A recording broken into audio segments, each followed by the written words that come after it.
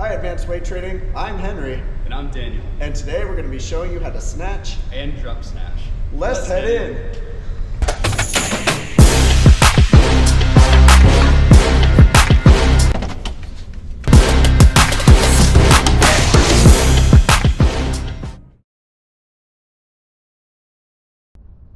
This is the first exercise we'll demonstrate, known as the snatch.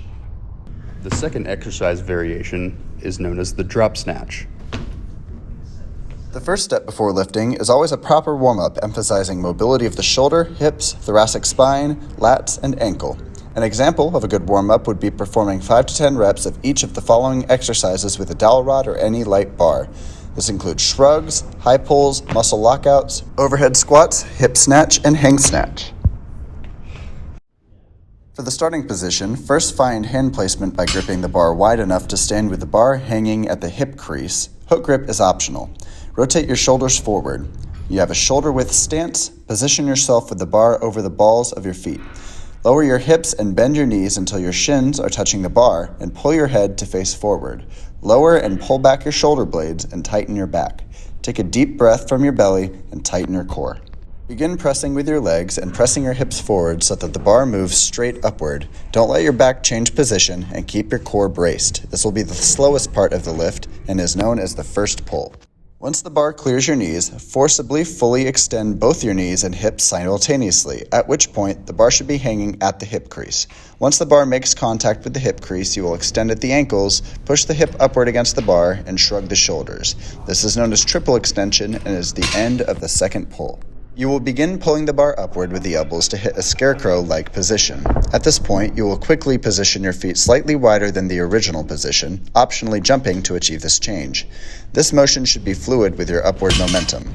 When your feet hit the ground, drop quickly into a squat with your torso as upright as possible.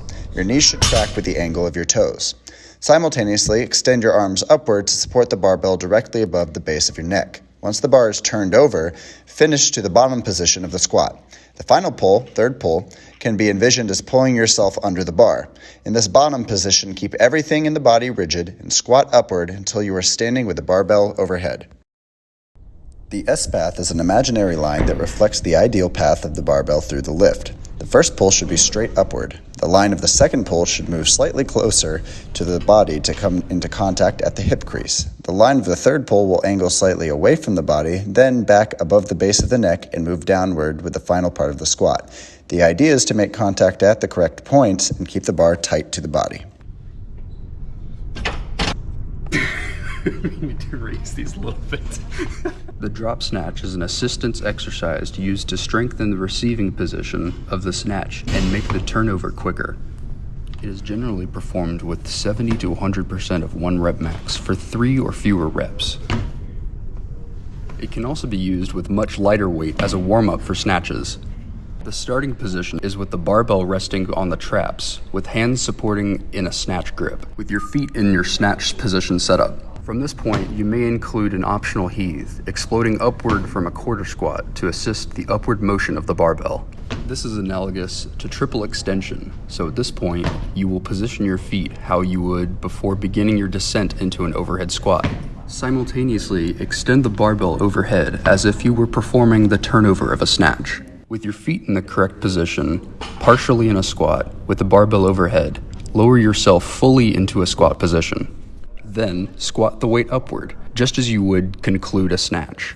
When lowering the bar for another rep, make sure you control it down, so as to not drop the barbell on your neck. Aim for proper form with your torso as upright as possible, with the bar locked out over the base of your neck, and your knees pointing the same direction as your toes.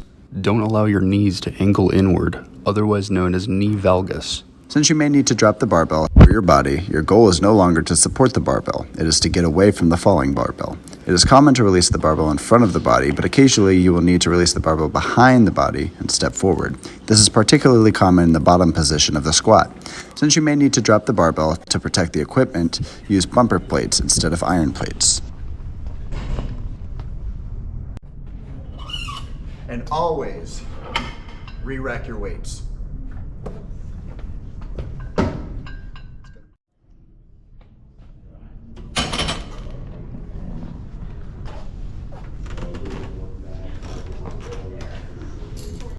And remember, safety over everything. Only progress once your technique is good. Subscribe to our channel, hit that bell for notifications, and get lifting, partners.